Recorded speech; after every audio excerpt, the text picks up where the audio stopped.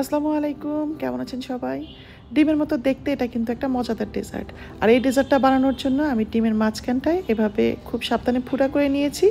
এরপর ডিমের ভেতরের অংশটা আলাদা করে নিয়েছি আর খোলসটাকে ভালোভাবে ধুয়ে রোদে শুকিয়ে নিয়েছি। এরপর 2 কাপ দুধের মধ্যে 2 চা চামচ টক দই মিশিয়ে একটু ফুটিয়ে নিয়ে ছানা তৈরি করে নিয়ে ছানাটাকে ছেঁকে নিয়েছি।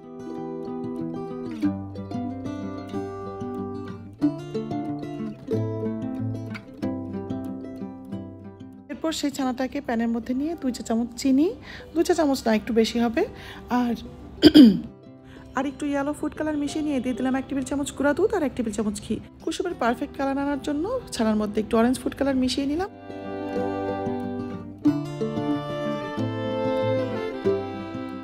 এরপর চুলাটা জ্বালিয়ে কম আছে কয়েক সেকেন্ড নেড়েচেড়ে দিয়ে দিলাম একটা কুসুম, আর তারপর সব কিছু একটু নেড়েচেড়ে শুকিয়ে নিয়ে এভাবে ছোট ছোট ছানার বল বানিয়ে ফ্রিজারে রেখে একদম ঠান্ডা করে নিতে হবে। এরপর একটা পাতিলে 2 কাপ দুধ দিয়ে তাতে 2টা এলাচ আর 5 টেবিল চামচ চিনি ও আধা টেবিল চামচ আগার আগার পাউডার দিয়ে একবার ফুটিয়ে নিয়ে চুলা আঁচটা বন্ধ করে দিতে হবে।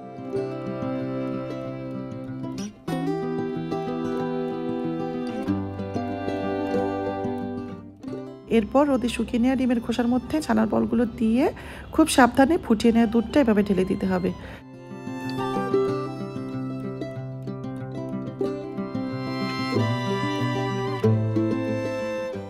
এরপর মিশ্রণটা যখন কিছুটা ঠান্ডা হয়ে আসবে, মানে ডিমের গাটা যখন ঠান্ডা ঠান্ডা লাগবে, তখন এটাকে ফ্রিজে 6-7 ঘন্টা রেখে সার্ভ করতে হবে।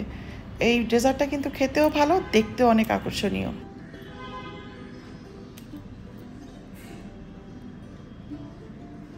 কাল রাতে এটা ফ্রিজে রেখেছিলাম, এখন সকালবেলা এটার খোসা ছাড়িয়ে দেখাচ্ছি কেমন হলো। 1 লিটার দুধ দিয়ে কিন্তু অনেকগুলো বানানো যায়, তবে ডিমের আস্ত খোলসের দরকার হয়।